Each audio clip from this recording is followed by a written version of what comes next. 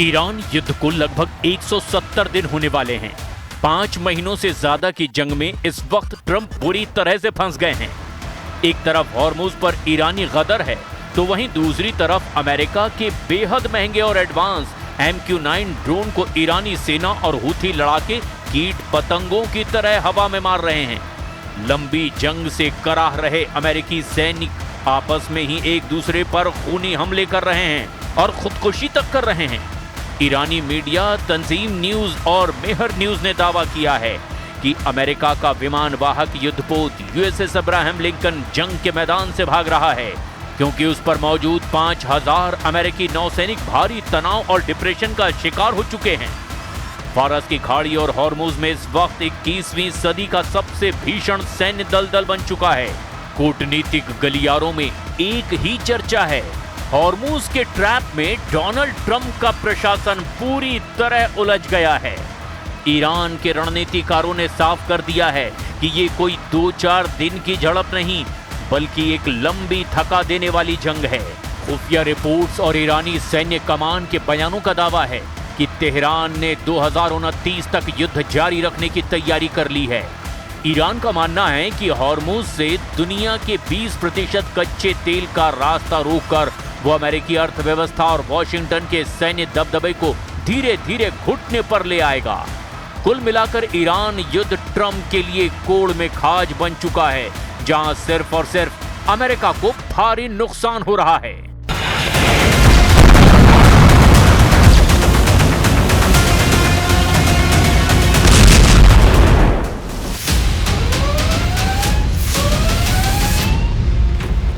Iran युद्ध अब Hormuz की सरहदों तक सीमित नहीं रहा, बल्कि हॉर्मुज अब ईरान युद्ध में हार जीत का हाई पॉइंट बन चुका है। पूरा पश्चिमी एशिया इस वक्त युद्ध से पैदा हुए हालात को देखते हुए ईरान के खिलाफ डबल मोर्चा बनाने में जुटा हुआ है। पश्चिम एशिया में मौजूद अमेरिका के 8 मुख्य मिलिट्री बेस ईरान के हमलों और भीषण खतरों के बीच जंग करने को मजबूर हैं। एक तरफ फारस की खाड़ी में अमेरिकी युद्धपोत और ईरानी मिसाइलें आमने सामने हैं, तो दूसरी तरफ वॉशिंगटन और तेहरान के बीच बयानों का युद्ध अपने सबसे खतरनाक स्तर पर पहुंच चुका है। अमेरिकी राष्ट्रपति डोनाल्ड ट्रंप ने सोशल मीडिया पर दावा किया कि स्ट्रेट ऑफ हॉर्मुज पर अमेरिका का पूर्ण नियंत्रण हो चुका है, लेकिन ट्रंप के इन दावों की हवा खुद अमेरिकी अधिकारियों और अमेरिकी मीडिया ने ही निकाल कर रख दी। फारस की खाड़ी में चल रहा युद्ध अब उस मोड़ पर पहुंच चुका है जहां दुनिया की सबसे बड़ी सैन्य महाशक्ति अमेरिका को एक ऐसा झटका लगा जिसकी कल्पना पेंटागन के रणनीतिकारों ने भी कभी नहीं की थी। अमेरिकी वायुसेना का सबसे भरोसेमंद, सबसे अत्याधुनिक और घातक हथियार MQ-9 रिपर ड्रोन ईरान के आसमान और हॉर्मुज की हवाओं में मची तबाही का शिकार हो रहा है।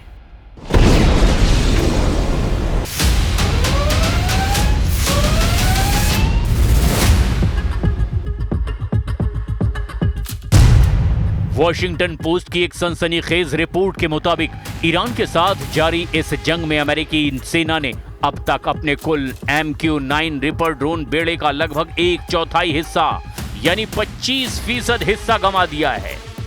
आंकड़ों की भाषा में समझें तो कम से कम 45 महंगे रिपर ड्रोन या तो मार गिराए गए या फिर तकनीकी खामियों की वजह से क्रैश हो चुके हैं। ये नुकसान केवल एक ड्रोन का गिरना नहीं, बल्कि अमेरिका की 1 अरब 30 करोड़ डॉलर यानी लगभग 11,000 करोड़ रुपए से ज्यादा के सैन्य साजो सामान का धू-धू कर जल जाना है। युद्ध शुरू होने से पहले अमेरिकी वायुसेना के पास करीब 165 और अमेरिकी मरीन कॉर्प्स के पास में 20 रिपर ड्रोन सक्रिय सेवा में थे, लेकिन इस जंग की आग इतनी भीषण रही कि महज कुछ महीनों के भीतर ही अमेरिकी एयरफोर्स की फ्लीट घट करके मात्र 135 के आसपास रह गई।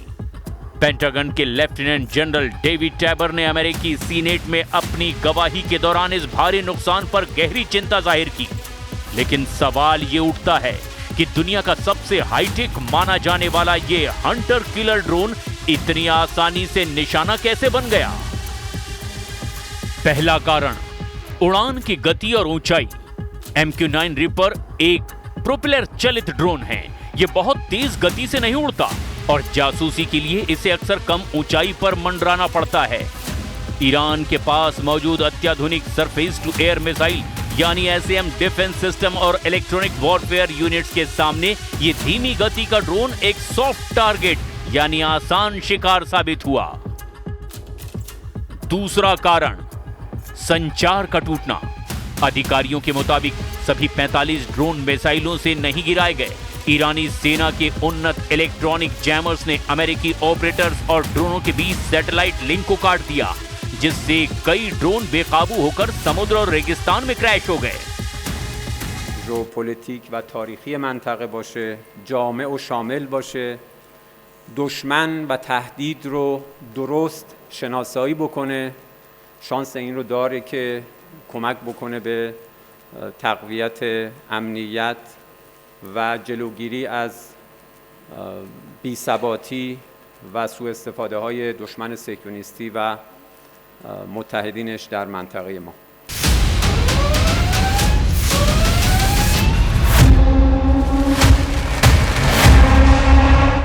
एक अकेले MQ-9 रिपर ड्रोन की कीमत उसके सेंसर, रडार और हथियारों के आधार पर 3 करोड़ से 5 करोड़ डॉलर यानी 250 करोड़ से 400 करोड़ रुपए के बीच होती है।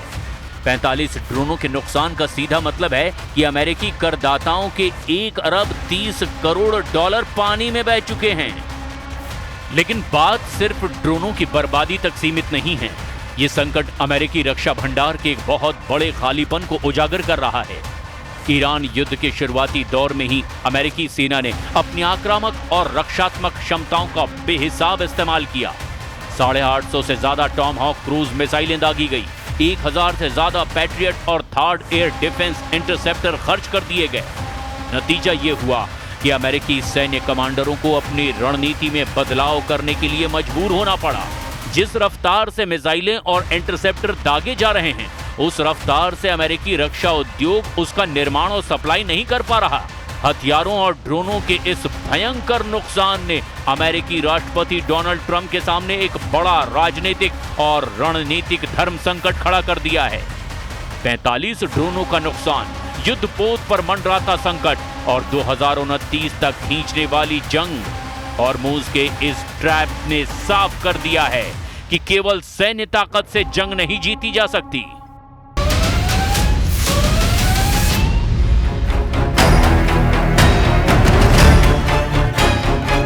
अब दुनिया की नजरें वॉशिंगटन पर है कि क्या ट्रंप प्रशासन इस महासंकट का कोई राजनीतिक समाधान निकालेगा या फिर फारस की खाड़ी का ये गतिरोध असीम युद्ध की ओर बढ़ेगा। लगता नहीं है कि अमेरिका जंग को अब लंबा खींच पाएगा।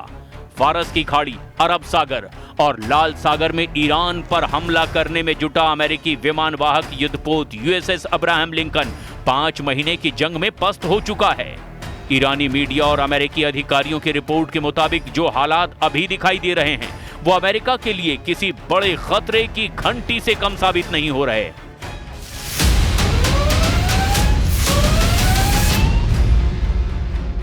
समुद्र के सीने पर अमेरिका का सबसे बड़ा गुरूर यानी nuclear aircraft carrier USS Abraham Lincoln CVN-72 भी गंभीर संकट में घिर गया है।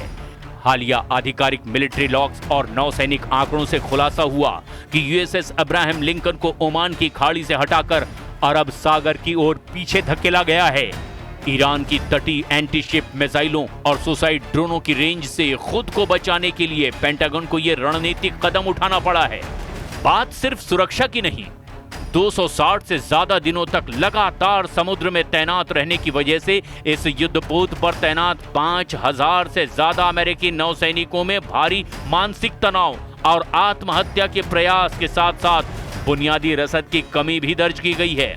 सीनेट समिति ने पेंटागन से जवाब तलब किया कि एक विशालकाय युद्धपोत को सीमा से ज्यादा घसीटने के कारण अमेरिकी नौसेना किस मोड़ पर आकर खड़ी हो गई है। एक तरफ ट्रंप अपने मतदाताओं से विदेश में अंतहीन युद्धों को समाप्त करने का वादा करते रहे हैं, तो दूसरी तरफ ईरान के साथ ये जंग हर बीतते दिन के साथ और ज्यादा खर्चीली होती जा रही है। पेंटागन और ट्रंप प्रशासन ने अमेरिकी कांग्रेस से युद्ध के खर्चों और खाली होते रक्षा भंडारों को फिर से भरने के लिए 67 अरब डॉलर यानी लगभग 5,60,000 करोड़ रुपए के आपातकालीन सप्लीमेंट्री पैकेज की मांग की है। अमेरिकी रक्षा मंत्री पीट हेग्सेथ के मुताबिक केवल सितंबर के अंत तक ही इस युद्ध की लागत 37 अरब 50 करोड़ डॉलर तक पहुंच जाएगी और इसमें ईरानी हमलों में क्षतिग्रस्त हुए अमेरिकी सैन्य ठिकानों की मरम्मत का खर्च शामिल नहीं है।